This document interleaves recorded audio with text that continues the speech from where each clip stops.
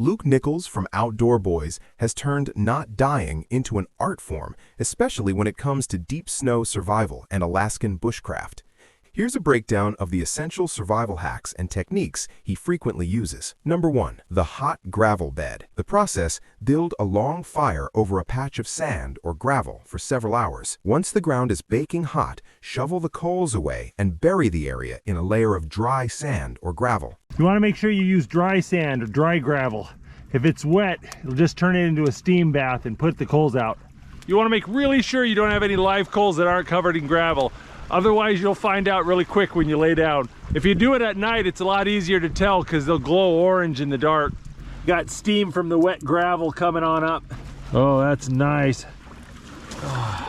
Oh, this is nice and toasty. If there's no snow on the ground and your gravel's really dry, you can do this in about an hour. If everything's covered in snow, it can take you 8 to 10 hours. You have to clear out all the snow, melt all the snow, dry up all the water, then you can do this. The key is the sand or gravel has to be really dry. If it's wet at all, it'll just put your coals right out. If you got a fire on one side and hot gravel on your bottom, it'll keep you really warm. In the past, when I've done this in the wintertime, the gravel stayed warm all night long. But if you want, you can go ahead and build a nice long fire next to you.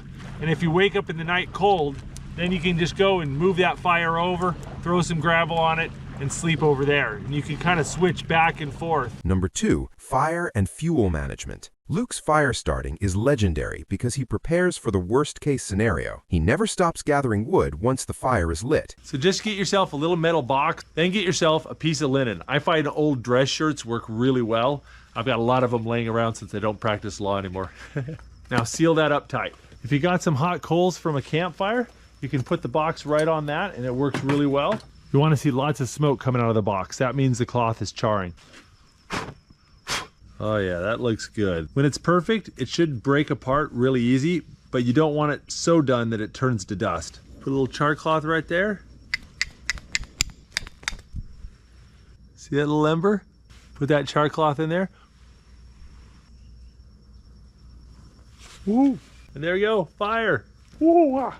So gotta take a little metal tin, put in our char cloth, put in a little piece of flint like this. There's your fire starting kit right there. Number 3. Shelter logic. If caught without a tent, he digs a trench in the snow, uses a tarp or branches for a roof, and builds his fire right at the edge. I'm really glad we picked this spot. These trees are taking the brunt of this wind. Man, you can hear it just howling over there.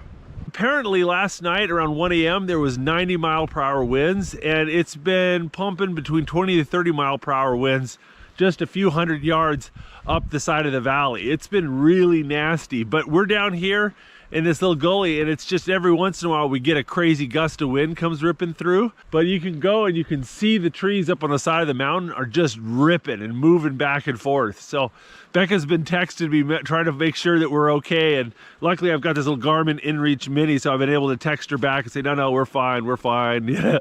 And it's really nice being underneath the snow. You just can't hear anything, and the wind just doesn't affect you at all. Number 4. Gear and efficiency hacks. In deep snow, Luke rarely carries a heavy pack on his back. He uses a pulk or a plastic sled with a harness to haul 70+ pounds of gear.